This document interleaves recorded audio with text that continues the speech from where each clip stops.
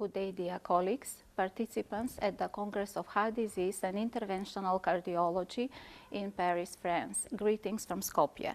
My name is Marija Vavlukis. I am cardiologist from the University Clinic of Cardiology, and the topic that I am going to address in the next 20 minutes is oxidative stress interplay with lipoproteins, with diabetes and coronary artery disease. This is my declaration of conflict of interest with respect to this presentation. The very first definition of oxidative stress was performed by Helmut Zieß in 1985, and the redefinition was made by Luschak in 2011. Oxidative stress is defined as a situation where the steady state of reactive oxidant species concentration are transiently or chronically enhanced and leads to cellular metabolism disturbance, disturbance of regulation and damaging of cellular structures. Low levels of reactive oxygen species actually are important for the biological process in the organism, and they are in equilibrium with antioxidant enzymes present in the cells. The situation of oxidative stress occurs when the disequilibrium between reactive oxygen species production and antioxidants defense capacity is disrupted in favor of increased reactive oxygen species production. This initiates a sequence of processes with increased lipid peroxidation, increased protein oxidation, increased DNA oxidation, and also activation of pro-inflammatory cytokines. The following sequence of reactions leads to apoptosis and necrosis of the cells, carcinogenesis, and also further increase of the free radicals. The process of oxidative stress lies in the general pathophysiology of atherosclerosis, and also it is underlying mechanism, common mechanism of the various major atherosclerotic cardiovascular disease risk factors such as diabetes, dyslipidemia, hypertension, obesity, and cigarette smoking. Oxidative stress always occurring during the progressive steps of development of atherosclerotic lesions, which induce clinical manifestations of cardiovascular disease. This is actually the basis that lead us to the aim of our study. The intent of our study was to investigate oxidative stress, its interrelation with lipidemic and glycemic status in patients with coronary artery disease.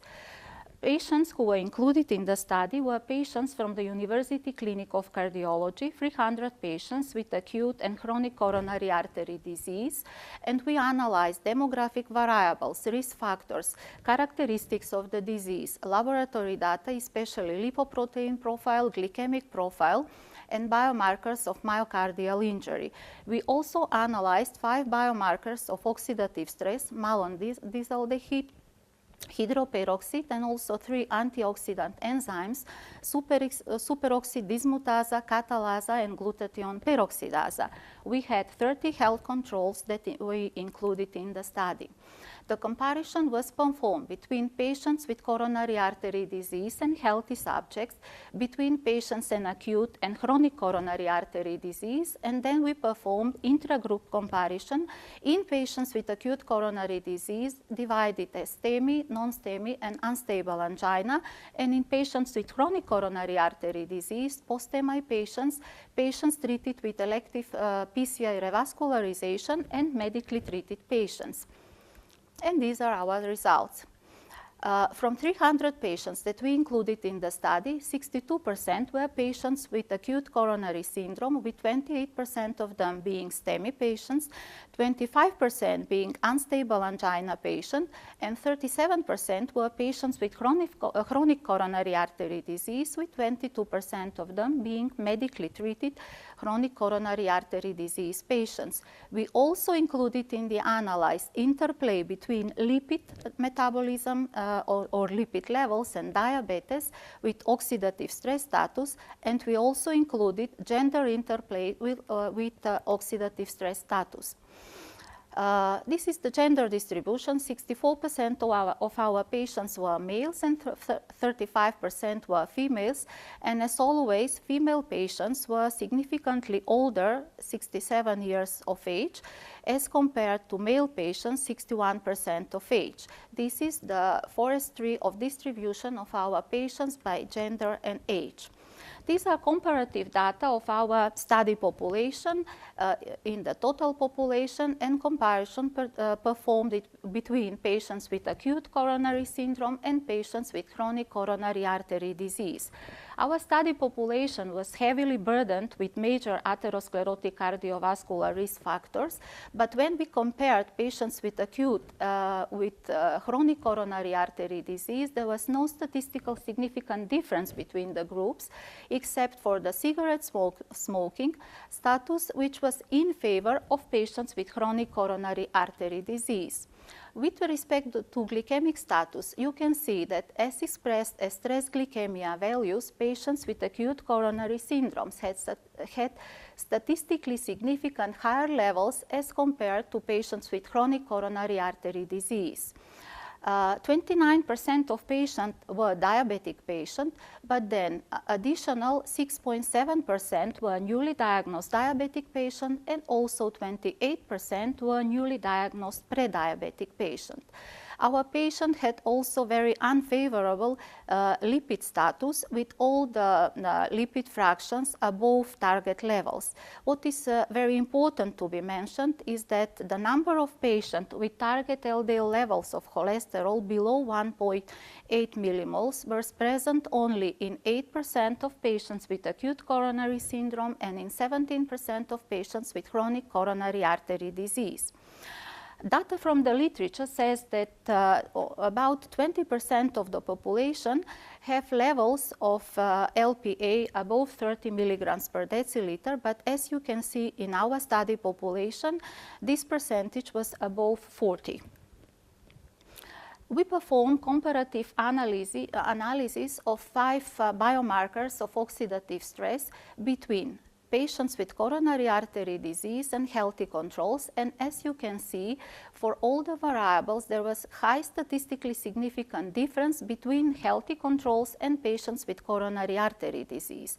But when you observe these numbers over here, you can see that there was no statistically significant difference between patients with acute and patients with chronic coronary artery disease, calculated neither with parametric or non-parametric tests.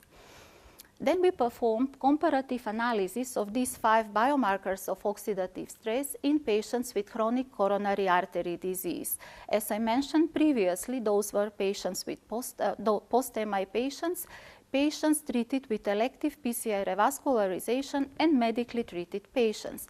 As you can see, statistically significant differences exist for hydroperoxide and also for superoxide dismutase and for catalase, with significant intergroup differences among all of them.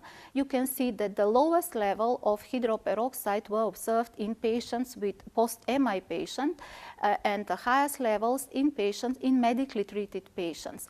But what is important, patients that were treated with elective PCI procedure had the lowest levels of antioxidant enzymes, superoxide dismutase and catalase.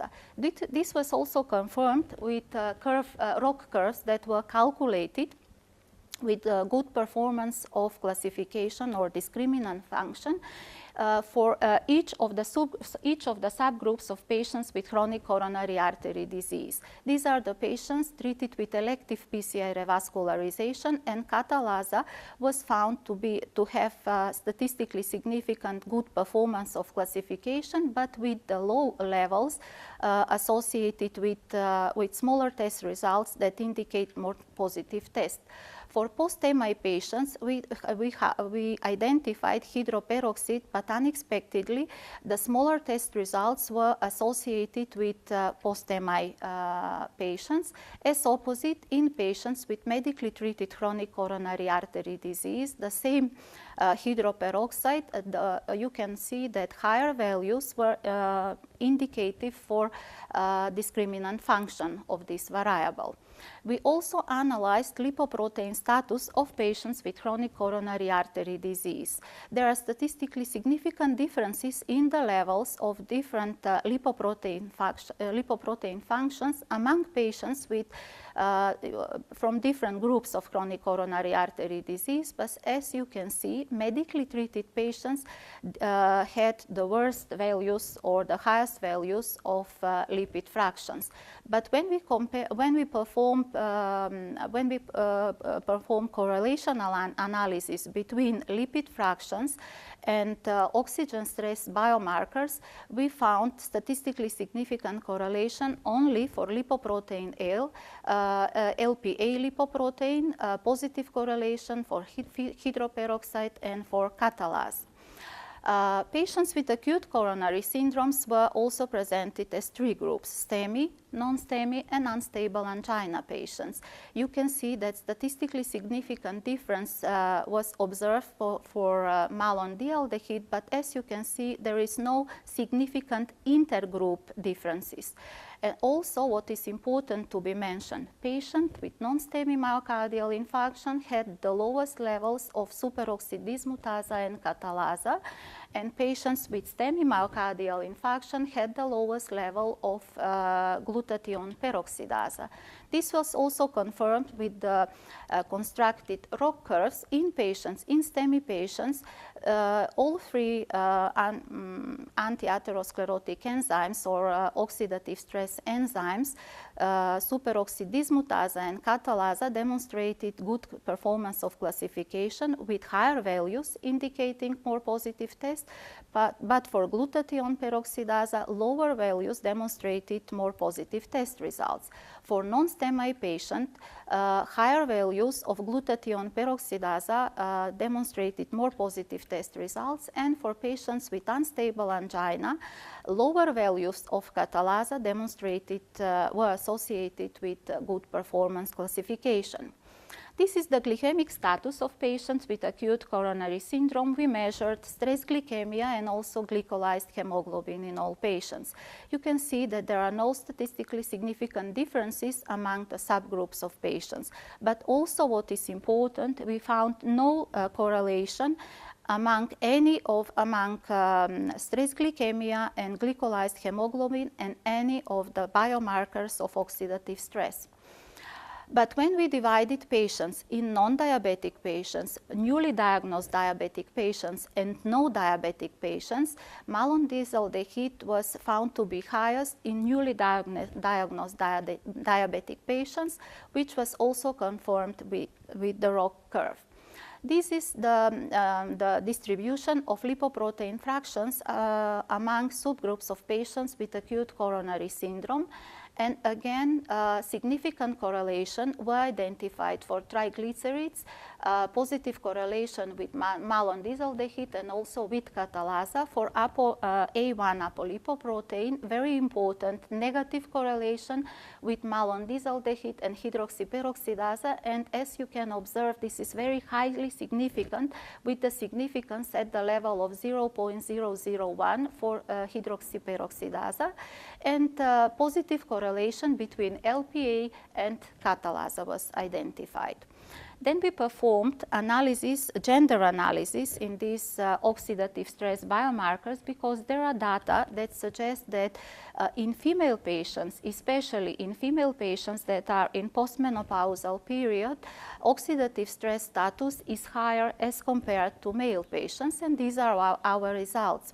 We identified higher values of hydroperoxide in female patients as compared to males, and that was also confirmed with the created ROC curve for this very same variable in females.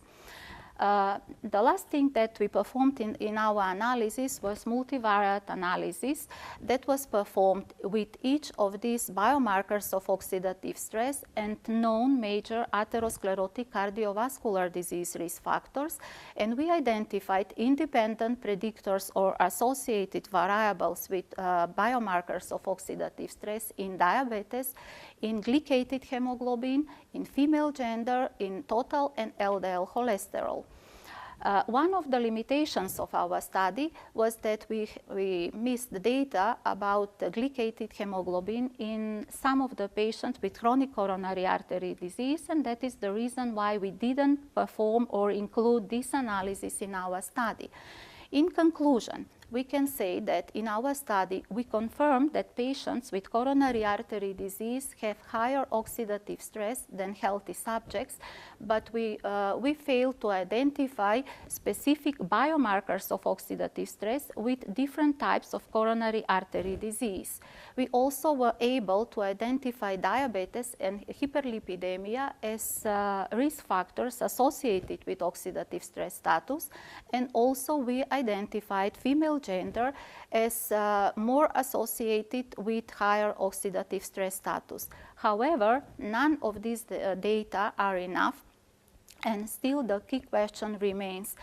We still don't have the data to support routine measurement of biomarkers of oxidative stress, neither in diagnostic purposes nor as therapy guiding. So with this last conclusion, I would like to thank you and wish you a pleasant stay at the Congress. Bye from Skopje.